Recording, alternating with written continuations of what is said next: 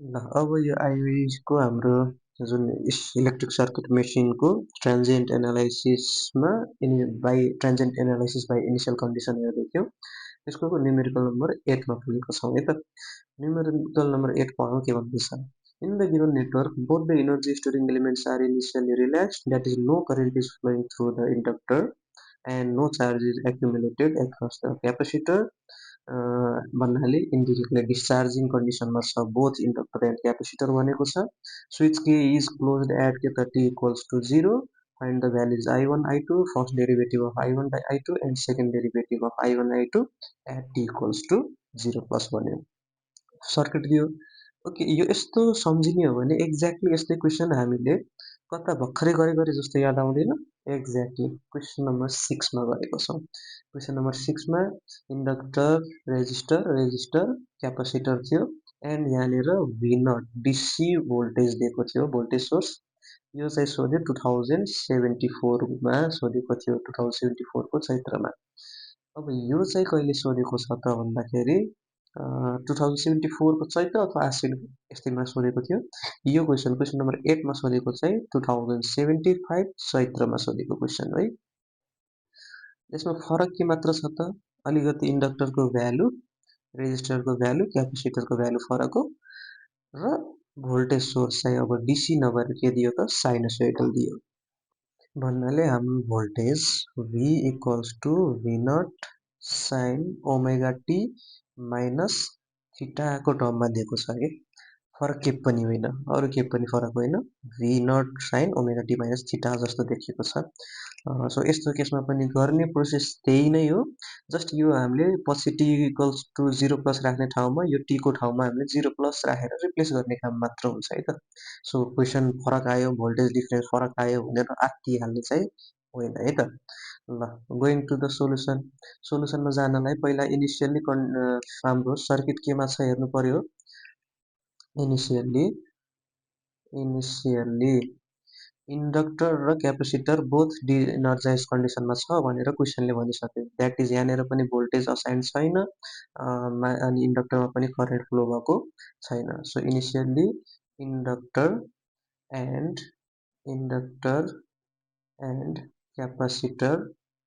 Capacitor both are de-energized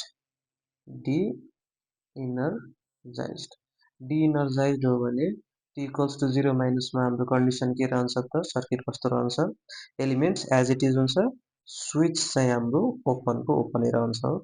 so inductor is as it is, here is 5 ohm resistor, here is another 5 ohm resistor and here is the capacitor, right? त्यस्तै यहाँनिर voltage source हाम्रो sinusoidal voltage source अनि हाम्रो inductor 1 Henry छ and voltage कति त हाम्रो 400 sign 100t minus 30 degree छ है। ल, ठिक छ। एन्ड लेफ्ट लुपमा करेन्ट I1 0 माइनस एट का त हाम्रो के बनाउँदैछौँ, equivalent circuit at t equals to 0 minus. So left current I1 0 minus and right लुपको करेन्ट इज I2 0 माइनस। अब इन्डक्टर देखेपछि हामीले के निकाल्छौँ, करेन्ट हेर्छौँ। क्यापेसिटर देखेपछि के हेर्छौँ त, भोल्टेज हेर्छौँ है। स्विच यहाँनिर हाम्रो के छ, अहिलेलाई ओपन छ। स्विच ओपन छ भने यहाँनिर I1 करेन्ट फ्लो हुँदैन, त्यही I1 करेन्ट नै IL इन्डक्टरको करेन्ट हो। सो I1 0 माइनस कति छ, 0 छ, करेन्ट नै फ्लो छैन। अल्सो राइट लुपमा हेऱ्यो भने हाम्रो के त यहाँनिर नाइदर असाइन्ड भोल्टेज चार्जिङ डिस्चार्जिङको कुरा छ नर भोल्टेज सोर्स केही गएको छ। सो भोल्टेज ड्रप हुने यहाँनिर चान्स भएन। सो हाम्रो यसले बिसी 0 माइनस कति दिन्छ त, 0। यति दिइसकेपछि हामीले के त by using from the continuity relation हो, from the continuity relation of both inductor and capacitor respectively. इन्डक्टरको कन्टिन्युटी रिलेसनले के भन्छ, I1 0 plus is equals to I1 0 minus, that is value 0, and capacitor को continuity relation voltage को हुन्छ, that is VC 0 plus र VC 0 minus बराबर हुन्छ, that is value 0. अब equivalent circuit at t equals to 0 minus को काम सकियो. यति सकिएपछि हामी कहाँ पुग्छौं त equivalent circuit at t equals to 0 plus मा obviously. So equivalent circuit at t equals to 0 plus मा जाऊ. 0 plus मा गएको अनि कन्डिसन के त de-energized. De-energized हो भने 0 plus मा inductor open circuit हुन्छ, capacitor short circuit हुन्छ. So let me draw the figure. Here is our sinusoidal input voltage. Switch is now के त t equals to 0 मा switch is now closed. त्यसपछि हाम्रो आउँछ inductor.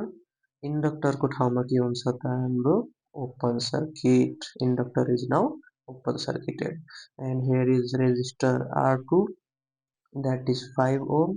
Here is resistor R1, this is 5 ohm, and capacitor de-energized capacitor at t equals to 0 plus मा के हुन्छ त हाम्रो close circuit हुन्छ, short circuit हुन्छ है, short circuit. Let me draw the figure complete. यहाँनिर फ्लो हुँदै थियो I1 current, यहाँनिर फ्लो हुँदै थियो I2 current at t equals to 0 plus. So put 0 plus here, 0 plus here, and what is the value of voltage? 400 sin 100t minus 30 degree. V0 sin omega t minus theta जसरी छ नि त. यति भइसकेपछि अब यहाँबाट हामीले I1 0 plus र I2 0 plus निकाल्नु पर्यो. I1 0 plus त हामीले निकालिसकेको छौं from figure भनेर लेखे अहिलेलाई. I1 0 plus त हामीले continuity relation युज गरेर 0 निकालिसक्यो. त्यस्तै I2 0 plus हेरौं. I2 0 plus निकाल्नको लागि यो राइट लुपमा हेर्यो भने कतै पनि भोल्टेज सोर्स छ छैन, न त energy storing element either inductor अथवा क्यापेसिटर छ छैन. So this current is also के त 0. अब t equals to 0 plus को काम यति नै हो, करेन्ट फाइन्ड आउट गर्ने मात्रै हो, लुप करेन्ट. यति भइसकेपछि अब कहाँ जान्छौं हामी? Equivalent circuit at t greater than 0 मा. अब कहाँ त equivalent circuit at t greater than 0 मा. t greater than 0 मा के हुन्छ? ओरिजिनल क्वेशनले दिएको फिगर जे हुन्छ एक्ज्याक्टली त्यही copy paste with elements, but switch is now के त क्लोज्ड. स्विच क्लोज मात्र हुन्छ है. So let me draw the figure. Here is voltage source. Switch is now closed. Here is inductor. Inductor पछि यता एउटा रेजिस्टर छ, that is 5 ohm. Inductor is of 1 henry, and here is another resistor of 5 ohm, and here is connected capacitor of 2 microfarad. के भन्नु भनेको 2 into 10 to the power minus 6 farad को. बाँकी सबैलाई ग्राउन्ड गरेर एक ठाउँ जोड्दियौ, and voltage is कति त 400 sin 100t minus 30 degree. यतिसम्म ठिक छ ए. सो अब t greater than 0 मा this is I1 current, t greater than 0 मा this is I2 current. अब फटाफट KVL लगाउने, इक्वेसन निकाल्ने, KVL लगाउने, इक्वेसन निकाल्ने.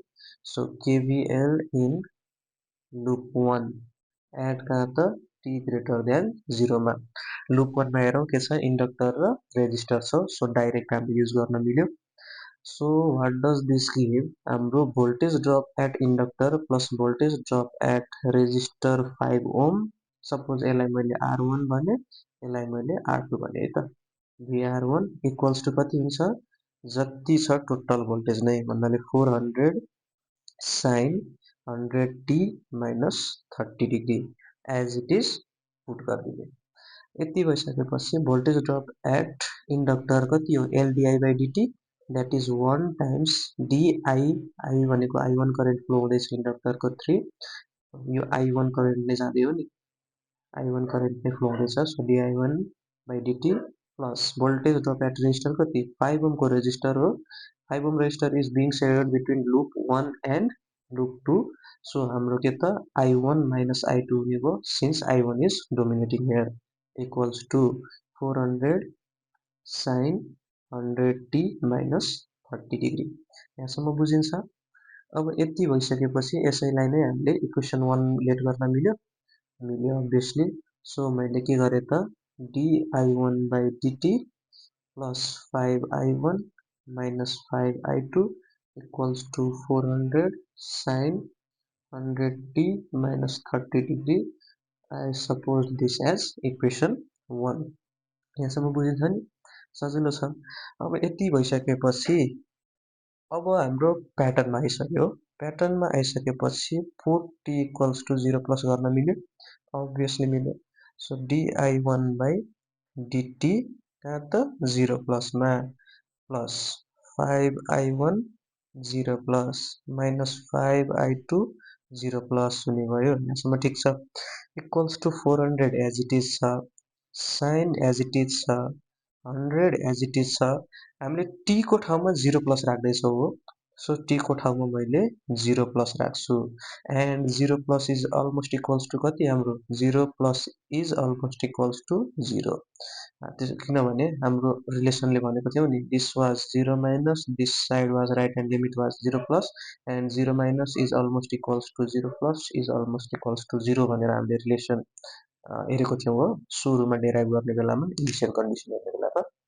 सो 0 प्लस नै राखेँ, 0 प्लस राखियो एन्ड माइनस कति त हाम्रो 30 डिग्री। यहाँसम्म बुझिन्छ?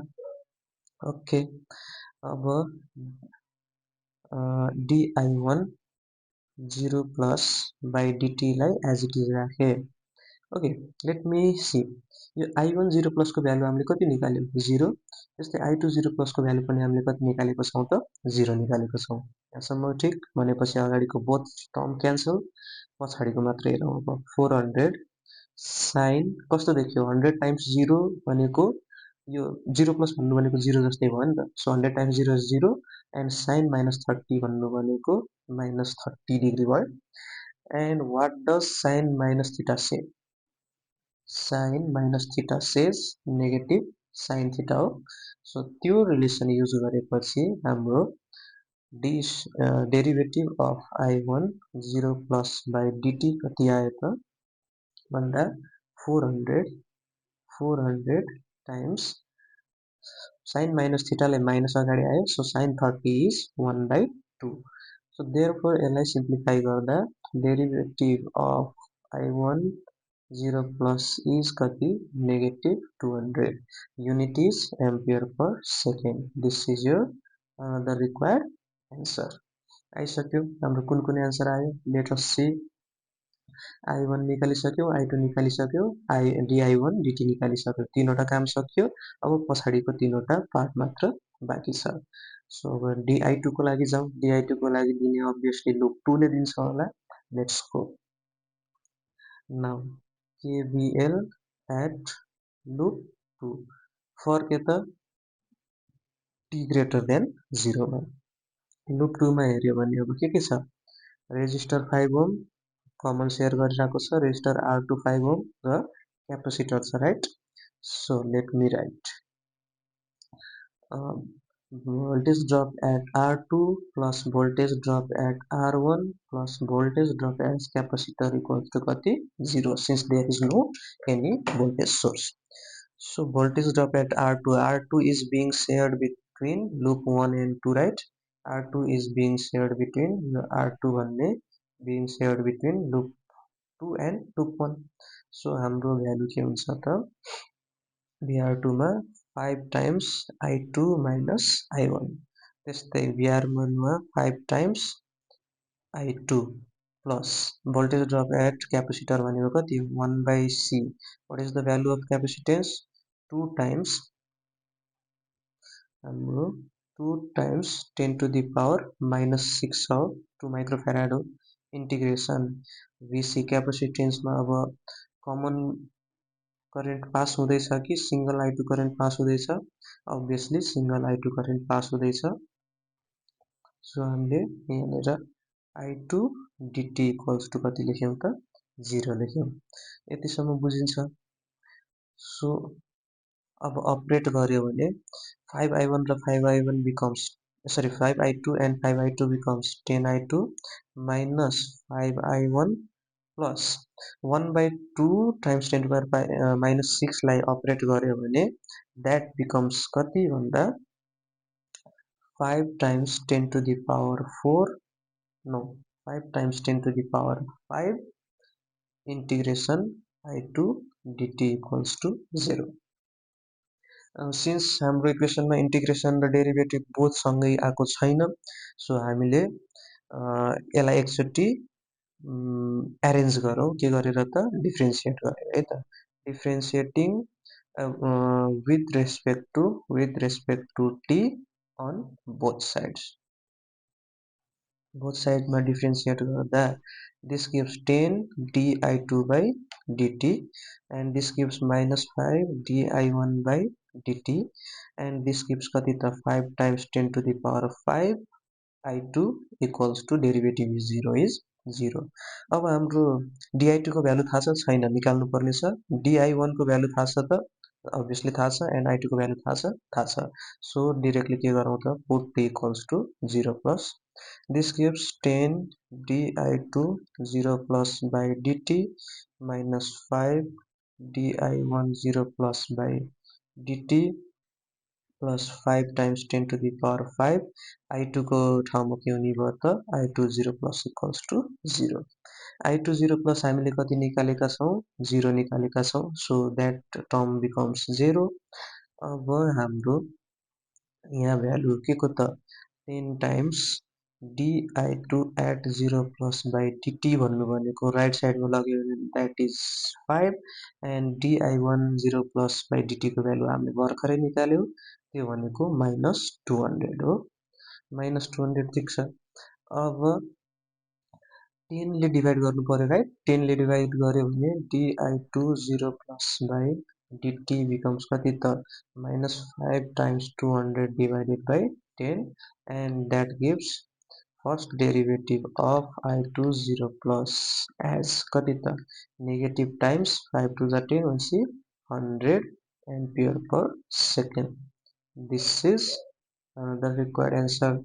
अब फर्स्ट डेरिभेटिभ आइसक्यो भने हामीले सेकेन्ड डेरिभेटिभ निकाल्नु पर्ने हुन्छ हो सो सेकेन्ड डेरिभेटिभ निकाल्नको लागि ओके एउटा इक्वेसन हामीले लेट गर्न बिर्स्यौं डिफ्रेन्सिएट गरेर आइसकेको इक्वेसनलाई लेट दिस बी इक्वेसन 2 है यहाँसम्म ठीक छ यति भइसकेपछि अब हामी इक्वेसन 1 र 2 बाट फर्दर सोलुसन अगाडि बढाउँछौं अहिलेलाई इक्वेसन 1 लाई डेरिभेटिभ गरौँ so let me copy this equation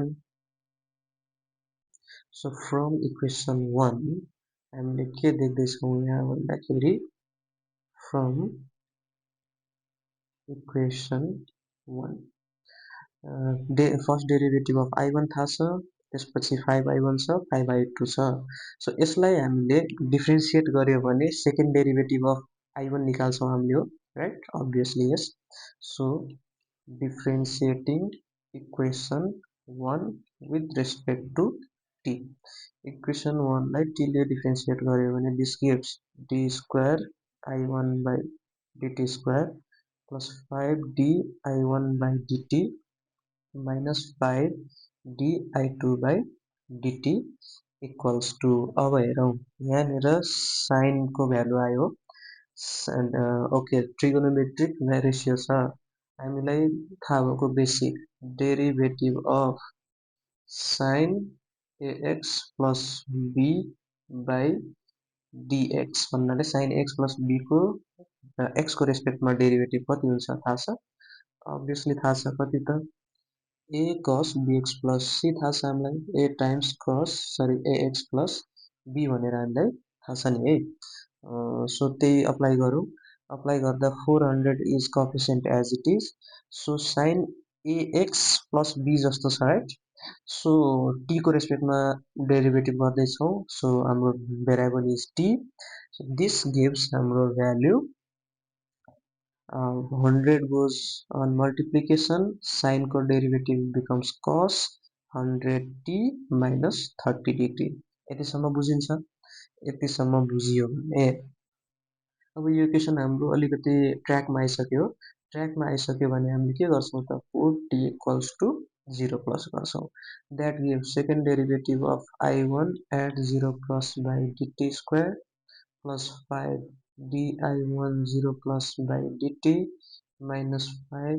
di2 0 plus by dt equals to 400 times 100 गर्यो 4 वटा 0 times cos 100 times कति त 0 plus minus 30 degree ओके अब यहाँनिर भ्यालु पुट गरौँ भ्यालु पुट गर्दा d square I1 0 plus by dt square plus 5 times di1 0 plus by dt हामीले कति निकाल्यौं त भर्खर माथि निकाल्यौं that is minus 200 निकालेका छौं this gives minus 200 minus 5 times यसको भ्यालु आएको छ minus 100 equals to 4 times 0 cos okay यो cos माइनस थीटा जस्तो देखिन्छ हो यहाँनिर this term seems like cos 0 minus 30 cos minus 30 जस्तो देखियो that gives cos minus theta ले के दिन्छ त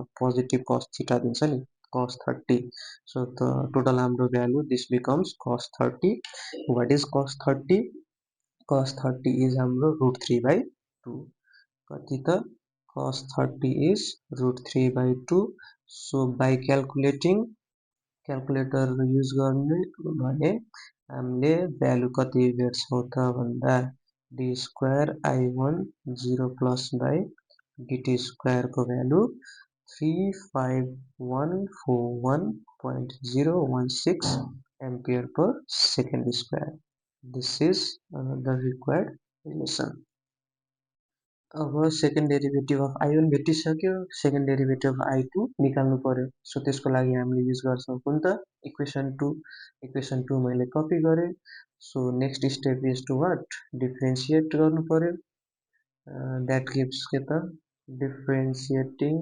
इक्वेसन 2 with respect to कति t on both side गर्यो भने this gives 10 d square I2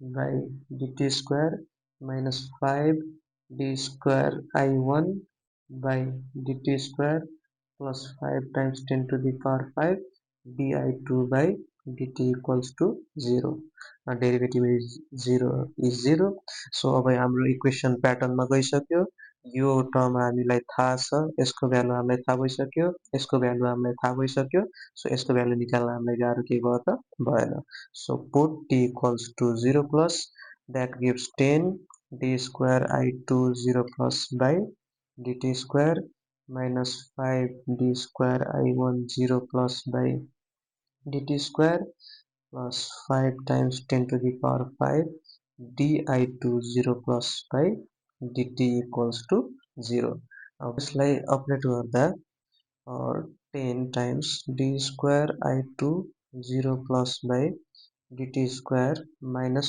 5 times d square I1 0 plus को भ्यालु भर्खरै हामीले क्याल्कुलेट गरेर निकाल्यौं that is 35141.016 plus 5 times 10 to the power 5 multiplied with di2 0 plus by dt को value हामीले यो भन्दा अगाडि निकालेका थियौं that is -100 निकालेको थियौं equals to 0 ठीक छ अब यसलाई अपडेट गर्यो सम गरेर र पछाडी लगेर 10 ले डिवाइड गर्यो भने हाम्रो value of d square I2 0 plus by dt square is found to be 5017570.508 ampere per second square this is it and make sure calculation आफैले आफ्नै हातले क्याल्कुलेटर युज गरेर गर्नु है जस्ट सार्ने काम मात्र नगर्नु नत्र भिडियो हेर्दासम्म बुझिन्छ भिडियो हेर्न बन्द गरेपछि फेरि बुझिन